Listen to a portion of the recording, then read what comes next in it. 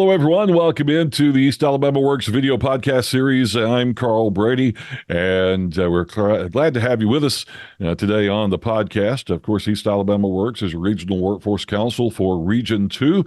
We have 7 counties that we cover. We talk with business and industry partners throughout the region, find out what their workforce needs are and their training needs, and then we take that information back to the community and make sure we have some training programs for students and adults alike so that they can become an integral part of our workforce here in East Alabama and try to get that labor force participation rate up and get people back to work. My guest today is Tripp Marshall. Tripp is with the Alabama State Department of Education. And Tripp, welcome into the podcast. Greetings, Carl. Thanks for having me. I'm very excited to be here with you today. Tell us a little bit about your job and what you do in the CTE and Workforce Development Division there at the State Department of Education. Yes, sir, I will. I started out as an administrator with career technical education at Brookwood High School. Several years ago, we launched the first school to launch a program called Modern Manufacturing. And since that time, we have been able to bring this program to all 7 workforce regions, East Alabama being one of the bigger ones, and have project managers in each one of the workforce regions like Abby. And then we've been able to pepper that around the state. And we have 34 schools, including a new charter school in Region 7. So I took this position leaving Brookwood to help benefit not only this program, but all modern manufacturing programs, that whether they be automotive production or whether it be building some type of ships or submarines. So, I was in it to take my experience and my knowledge and try to assist in helping kids around the state rather than just the ones in Region 3. Because, as you know, we need help for a lot of these students that are not just local. I mean, there are a lot of needs and certainly you do not have to go to college to find a gainful employment opportunity. I mean, really gainful. So I'm just happy to be at the State Department, and I'm now stationed in Hoover, and I try to get out as much as I can to meet with our industry partners and certainly high schools around the state. And one of the things we want to talk about today is SkillsUSA. People have, I'm sure, heard of SkillsUSA as a career tech competition type program students go to, and they compete in their various fields. But I think it's much more than that, and we want you to elaborate on what SkillsUSA is, and we're going to talk about the students, we're going to talk about the teachers, the industries that can partner with SkillsUSA and how to do that. But I'll just let you kind of kick us off wherever you want to get started, and we'll go from there. Yes, sir. Well, to start at the beginning, we have multiple layers of SkillsUSA. We have our Alabama layer, and that is going to be our local layer. There are district competitions within the state of Alabama where the kids compete. We have a state level SkillsUSA, and it kind of fluctuates around the state. Currently, we're in Mobile. After this year, and I'll get into a little bit more of that, we'll go to Huntsville for 3 years, but they're really on a 3-year rotation, and then probably Birmingham if I had to guess after that. So I started this position in October. I left the school in Brookwood in the middle of the year. So I'm still kind of learning why I'm flying the plane. So we're going to get there. But to go back to SkillsUSA, it is a career tech student organization. All of our 16 clusters of career technical education have what's called a CTSO. And SkillsUSA is one of these that is basically the largest one for all clusters. And I'll give you some of the examples of the programs or the competitions that they hit on, and you'll see that they overlap. There are other CTSOs that had similar types competitions, but this is where we find that a lot of the teachers or a lot of the instructors in post-secondary, they're more attached to the career tech, SkillsUSA simply because it is a lot more competitive and a lot more demanding, and certainly students have an excellent opportunity for gainful employment once a lot of these prospective employers our leadership within our industry partners can come in and see it. And we have a lot of highly skilled students. Basically, like I just said, it's composed of students, instructors, and industry professionals. And it was formerly known as VICA, which we have to date all the way back to prior to Skills. And I think that's maybe 10 or 15 years ago. So VICA was something you would hear before Skills USA existed.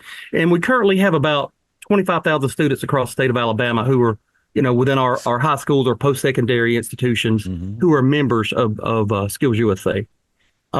Basically, our framework and model is composed of personal, technical, and workplace employability skills that are grounded within academics. And this is very significant because preparing our students for gainful employment opportunities in the workforce is what we want to do for this new generation. As we were talking earlier before we went on, we have a lot of the new generation of students, certainly in your new Advanced Manufacturing Center in Gadsden. It takes again, it's not trade school. We have to challenge them. We have to get them. We got the great kids here, but we have to make sure that we train them up the right way. So, again, these are the possibilities, the potential opportunities these students can have at these competitions to learn those skills. And a lot of people call them soft skills. I don't. They're job employability skills or life essential skills, because you can't live if you're going to be on your cell phone on a production line in Mercedes-Benz or certainly building a plane or a ship or a submarine. So, we have to teach these kids employability skills, and a lot of what our demand is right now, where we need help, is with those types of contests. 2024, we had 5 district competitions across Alabama. One was held at Bishop State in Mobile. Another one that was held in Lurleen B. Wallace in Opp, Alabama. A lot of people don't know OPP, but it's down in Covington County. We also had most people know it for the rattlesnake rodeo. Oh, absolutely! You ever been? That's a pretty good and fun time. You can just about do anything with a rattlesnake. So Jeff State in Birmingham has another one, and of course our Calhoun Community College. It is a very, very competitive region, and those guys, Dr. Hodges up there, president, I have to give him props, because that is really, and this is the first time I'd ever been to it when I took the position.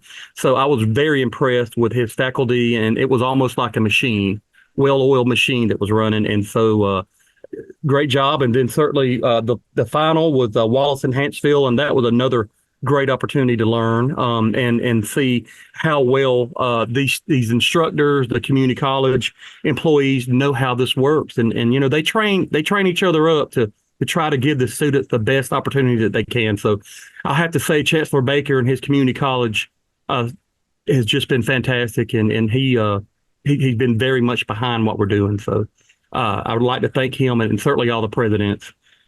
2025, we'll have 3 districts. Calhoun, of course, in the north, because it's just a great opportunity for our kids to be there. We'll have a central region, which is still a TBA. We're looking at Jeff State, perhaps Lawson State. There are several places we just have not made up. Shelton State's in the mix. And then the southern region, which is in Opp. That's Brock Kelly, Dr. Kelly's school. Excuse me. That will be our southern region, and they do a really great job and have significant influence over the students in Southwest and Southeast regions, workforce regions in Alabama. How do you reinforce those employment skills when the kids come to the competition, or they come to be a part of Skills USA? I know I guess they still wear they have the blazers that they have to wear, and there are other requirements and things like that they're a part of. Talk about some of those requirements and how you reinforce those employability skills with the students who get involved with Skills USA. Great question, Carl. And honestly, this word maybe it falls back a lot more on the instructors. We have a lot of high school instructors and post-secondary instructors that came straight from industry. They were not trained as teachers. And working with a lot of these instructors this year, this is one of the things I knew coming in. It is a challenge that first year, and I just begged them, some of them, just hang on, don't get stressed out, keep paddling, keep swimming. We're going to get you. When you're not going under. Your head's not going to go under. I'm going to help you. But the knowledge that they bring to the schools, and certainly one of the things you'll never see, you talk about how classroom management is an issue for all of these schools. You hear these horror stories about students doing things. You don't really see that in career and technical education because these ladies coming out of industry, they keep these kids on their toes because they are really engaged in what they're doing. Kids love that, and it goes right back to this new generation of students that we have to really look at differently.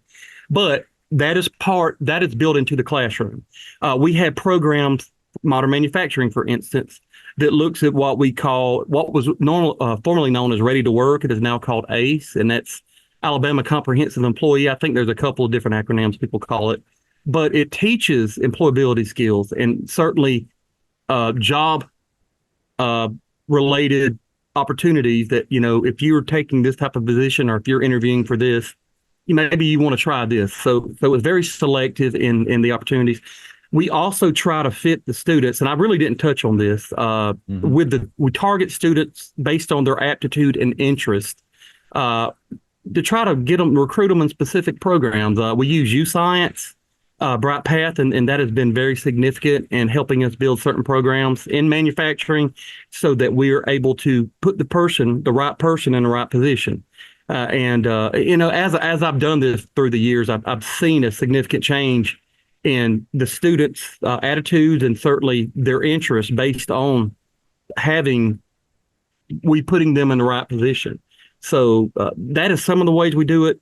We teach our teachers, when we have trainings, we instruct our teachers to learn these job related soft skills that we used to call it, but the employability skills, so that and they do it every day in a simulated workforce type environment. A lot of our contests will reflect this. Certainly, we have job interviews. We're looking at also where we're needing prepared speech is another one. We have customer service and job skill demonstration. And we all know customer service. We've all experienced that one incident where we wish we could have a do-over. And it makes me feel bad because, that's my job and I've failed the students, and certainly that's my product. Our students are a product that we give to industry. And if we can't, that's right. We can't train them up better than that. We need to change what we're doing. So These are some of the things that we do to help them. Some schools have a very, very impactful way of developing these employability skills, and I think they have competition. They come in and they will have industry partners from around their region give them interviews, and maybe 2 or 3 days of interviews where they're interviewing their seniors and determine how they're doing. They give them feedback or constructive criticism on what they did good or what they didn't do well, and what their challenges are going to be, trying to go into the workforce. And we counsel, and I'm speaking from the old administrator side, not as the state of Alabama education guy, but just spending that time loving on those kids, giving them what you would want to see for a student to be able to make it, and to be successful. And so and that's what we try to train our instructors to do. They still have to have that soft side, the empathetic side, because a lot of our kids in these programs have very humble upbringings, even dangerous. Yeah. So we have to take that all into consideration. And some of my favorite instructors are those mama bears, those papa bears that give a little bit more than just the books, the knowledge. And I mean, they're spending time with them. They're letting them come up on the weekends and work on their trucks and cars or doing things, if they have the resources to do it. And that is really what, in my opinion, what education is all about.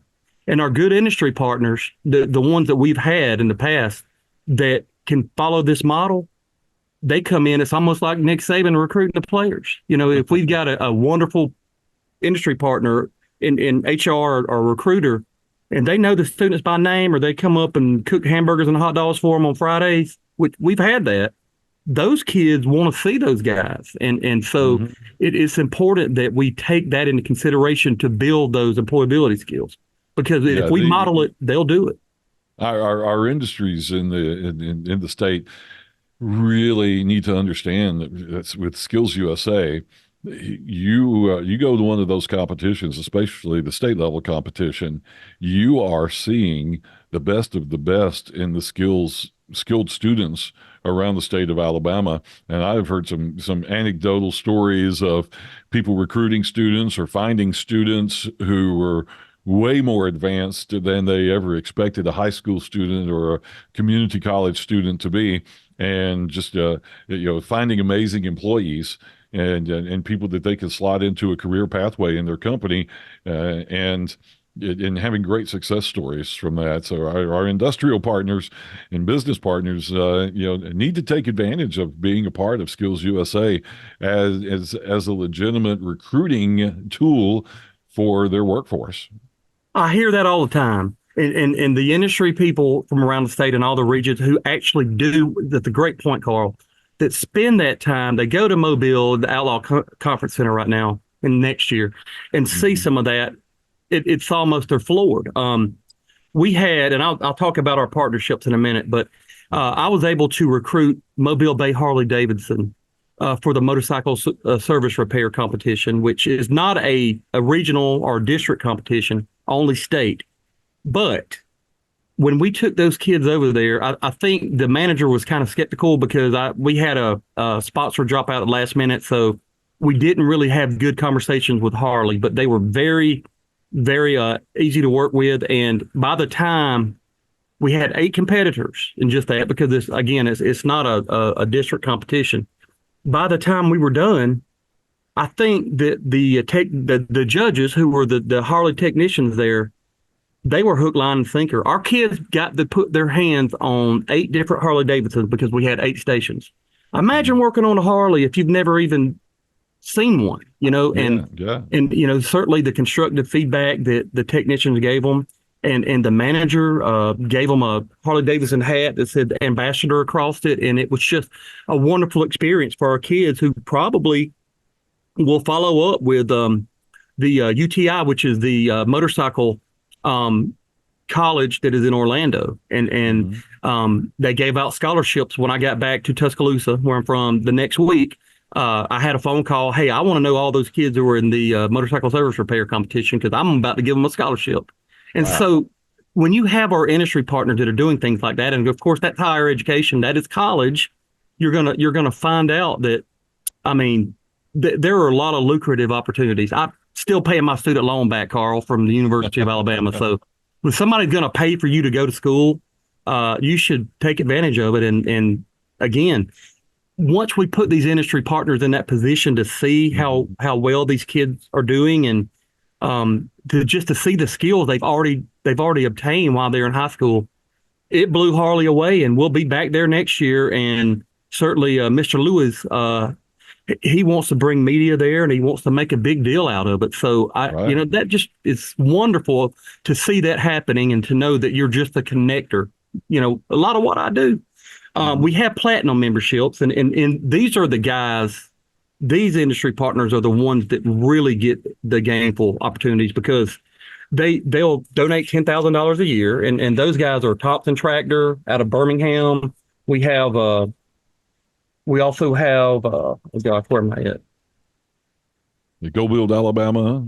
Mazda Toyota. And Mazda Toyota, yeah. Yes, sir. And then Go Build Alabama. And these guys they're all in. And so not only do they get to, to help the students, they get travel scholarships, and they're on the floor. And they'll be there at nationals. I spoke with one of the leaders at Thompson Tractor yesterday at a diesel conference at Trenton State, and it's just great to see these guys understand the power of Skills USA and the impact that it has. And just like all these other industry partners, somebody spoke to them and convinced them to come and do it. And if there are any of these industry partners in East Alabama that are interested in seeing or actually participating, Thursday, June the 27th is a day that you can buy a floor pass for $35. And you get down and see the impact of it. And I've never been to National Skills USA, but all of our instructors keep telling me, you're going to be blown away. You're going to be overwhelmed. And just some of these industry partners who sponsor it, I mean, they're giving hundreds of thousands of dollars to make this event happen. But at the same time, they're seeing students who are the best of the best and have obtained highly industrial related skills while they're in high school, and they get the first bid on them. And so these platinum partners in Alabama understand that, and that's why they are who they are doing it. So do the industry, how do the industry partners get involved in the competitions, like helping with the job interviews or judging on the floor during the skills competition? Are they involved with in that kind of an aspect as well? Because you've got so many different areas, from construction to Cosmetology. media and culinary arts and Yeah. firefighting, and Yeah. anything you can imagine that is a skills training program. There's a division of that competition, so you got to have people who know what they're doing to judge the competition. So are those judges a lot of times industry partners or come from Yes, industry sir. partners? Absolutely. That's what, and again, I keep saying I came in October. And I've now had an opportunity to experience 5 district competitions in state, and what I have seen is certainly a demand for this to have our industry excuse me, have our wherever they are, whatever district they're in, if we can just partner with some of their employees to come in and judge. It's almost who else is going to be a good judge? Like I'll give the Harley Right. Davidson story again. These guys are the technicians that are making 6 figures a year, working 40 hours a week, and they're judging how our students are doing the certain competition, the different stations of that competition. So I couldn't think of there's really not an instructor unless they came out of the field.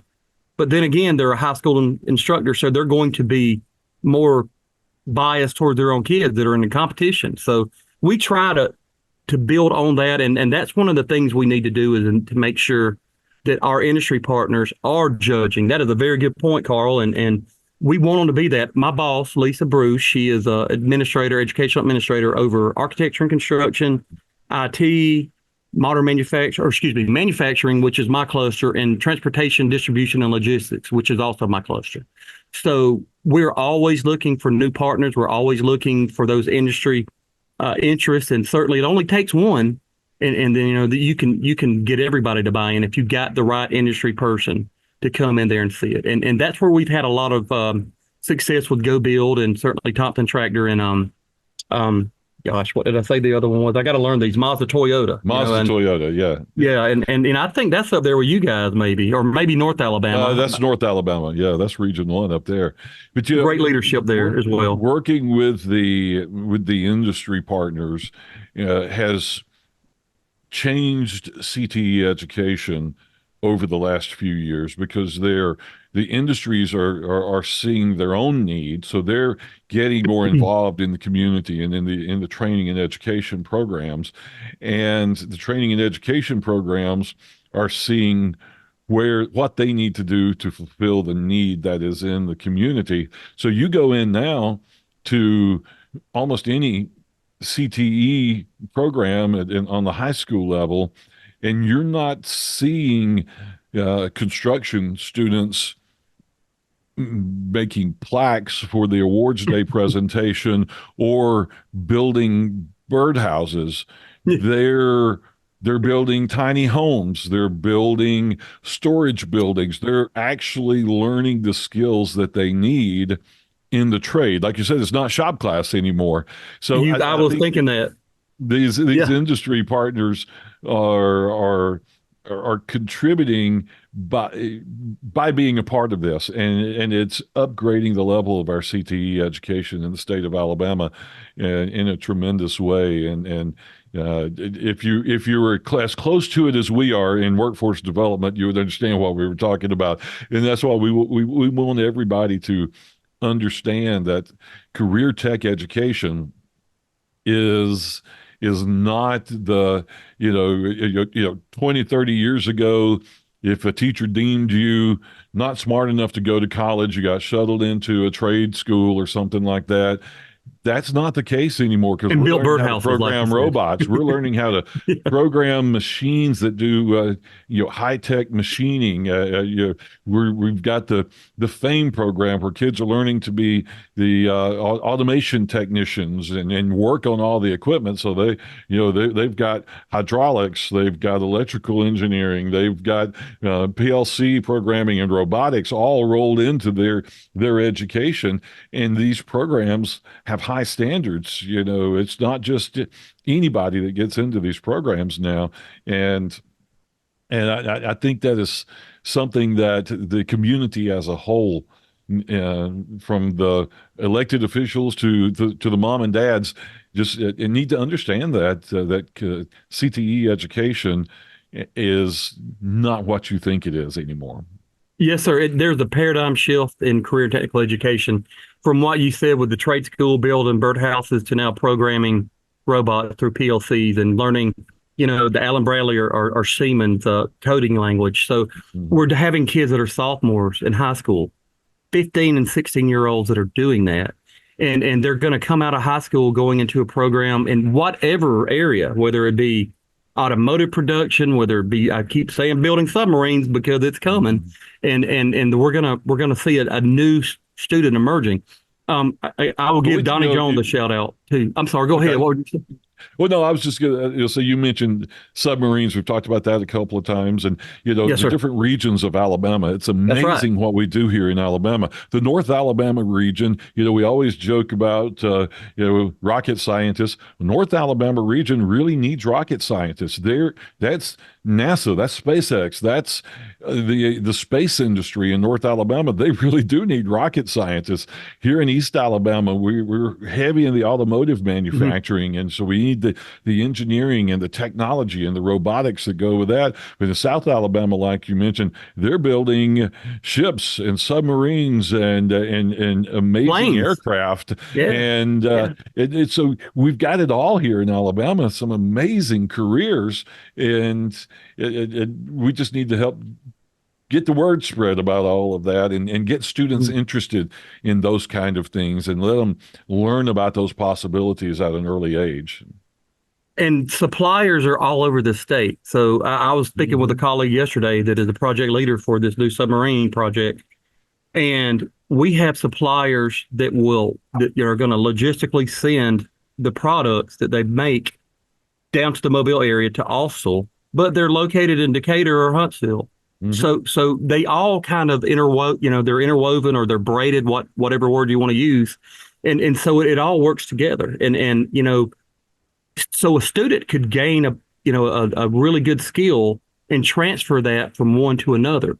And again, I was very fortunate to learn the industry side, working with all the 7 workforce regions, and then certainly AIDT, to see how education should be looking. And a lot of administrators get bogged down in test scores and graduation rates. And if we would the very at-risk students that are causing these problems, if we could get them into a career technical education program and challenge them to make great decisions with that, they're going to come to school and they're going to leave school with a great gainful employment opportunity, if not a scholarship that goes along with that. And that's the real challenge, is to make sure that we are doing all we can do for these students. Um, but you're right. I mean, it is a new age in career and technical education. And Skills USA is a big part of that, of encouraging that education and encouraging those skills and things like that. And we're already running close to 30 minutes here. So, uh, what are some of the direct needs what is your message to our industry partners today? What do you need from our industry partners to get involved? How do they do that, and what do you need from them today? Okay, I got a chicken soup for the soul story for you it won't Okay. take but a minute. But let me say this about our industry partners. I hear so many stories about when our industry partners do go to the state competition, they come back, well, I never knew this existed. Hmm. Well, this is where we challenge you to get out there and see it. Atlanta, we're going to have our national skills competition there. East Alabama's on what? Where most of those places over there are probably a couple hours away from Atlanta. It's a day trip, Yeah, $35 to get absolutely. in. And we want y'all guys to come and see it. Even if you don't see anything that you like, we want you to experience it so you can see what we're actually trying to do at the State Department with Skills USA. Hmm. I have a very passionate boss who's the executive director, Lisa Bruce of Skills USA for Alabama. And she's taught me a lot about it, and we're just going to continue to build. I'm going to continue to network. And one of my duties is to get out there and meet our industry partners. And luckily I know a lot of them in the workforce region, so I'm excited to see them as we were talking about. So if you can find a competition, and I didn't even list them all, Carl. You see the list. There's probably 15 or 20 over there I listed, but I was very vague in like manufacturing because we talked about CNC and plasma machine. I mean, there's all kinds of Yeah. things that are within that I didn't even mention because you really have to be in manufacturing to know what we're trying to do. But you guys have those people there that are. Mhm. So there's not a I didn't know factor. We want you to see it, and these are our future generations of workers. And instead of a dying, like a program, we're seeing some of these machinists, well, they're going away because they're all retiring. So we Yeah, need to keep yeah. this going, and so to get out there and be able to recognize the significance of these programs for our future generations while you're in a position to make a difference is something I think all industry partners should be looking at. And the ones that get it, the educator administrators who get it are show great leadership skills, and same thing with our industry partners. And I've been very fortunate to see some really good ones that's changed my attitude about education. So You mentioned a story for us, I and a got one. story about an Etowah County kid. That's a Etowah region County. here local to us. Yeah. Yes, sir. And that's why I brought this up. Etowah County, one of Lisa Bruce's students, as a matter of fact. And I think this is where the passion comes in from her. Had a student, he was a bully, came from a very dangerous upbringing, very humble, not a lot. Kid didn't have a lot. So he was already an at-risk student. She got him in class within an additive manufacturing type class, drafting, and challenged him. Well, the kid applied for Skills USA, and he became one of the national representatives. Well, a state representative that went to nationals, and lo and behold, he won the National Skills USA president. And he was able to go to London for the International Skills USA, which is a thing, and took a position with I believe it was with Global International as a mechanical drafting technician. Changed his life. Absolutely. It changed his life. And ironically, Etowah County's got another one on the rise. It could very well be a state uh, liaison and go on, national liaison and go on to Europe to compete as well. So whatever's in the water in Etowah County, keep it up because keep drinking because it's working. And Yeah. I love to see these kids that come from a very humble background that fight for everything they've ever got be successful because those are the backbone of this country, and we need to make sure that we're getting we need to love on these kids. We need them, instead of picking up a paper and seeing something happen to them, we need to pick up a paper and see that they've changed the world somehow. And I'm very passionate about that myself. Absolutely, and that's a great way to describe Skills USA and the CTE programs of and any kind of education program is to take a kid that's in that kind of a situation, improve their life, and then see them go out and change the world. It's such Passion is a contagious. huge passion to make that happen. Yes, sir. How do our industry partners get in touch with you to learn more about the things you've been talking about today? What's the best thing they can do for you? You can certainly reach out to me. Well, I would say initially, Lisa Morales, love her to death. She's a wonderful lady, a friend of mine. She has all of my contact information, and I would love to work through her. And I, we talk a lot, and she gets it. She gets it, and I think that she could probably put the industry in the right direction of what maybe they're looking for based on the Skills USA competitions.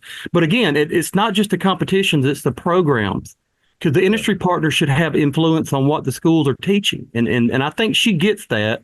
But we have to build that whole thought process across the state. But that would be the best way to get me real quick. I don't have a way of putting up my email. Right, Lisa right. has that. I can probably get you all that and just send it out. I've got all that information. So yeah, so the best thing to do is to get in touch with us. Lisa is our executive director here at East Alabama Works. And so you could, if you know Lisa, you can reach out to Lisa. You could reach out to me. I can put you in touch with Tripp. Yes, sir. Or just go to our website, eastalabamaworks.com. You'll find all of our contact information there. Reach out to any of us there at East Alabama Works, and we'll make sure to forward people's contact information or forward Tripp's contact information to you if you'd like Carl, to learn I'll more give y'all a about shout it. out over there. I mean, y'all have some wonderful, great people in East Alabama Works, and I Thank you. truly enjoy working with y'all. And I'm so thankful that you gave me this platform to talk about what we're trying to do. And I know you guys are in it for the kids. That's your why. My why is this, what we're talking about. And I can see by working with Lisa, y'all all share that same thought process. And Yeah. hey, that's how we make things. That's how we move mountains. Absolutely. Well, Tripp, it has been an honor and a pleasure to have you on the program today, and we'll pass along any information of folks reaching out to us to get more information about Skills USA, and know that yeah, reach out to us anytime, holler at us anytime we can help you with social media posts or anything you need us to help spread the word about. You just let me know and we'll take care of it. Yes, sir, Mr. Carl, my pleasure. And I hope to see you guys at maybe your next quarterly workforce session.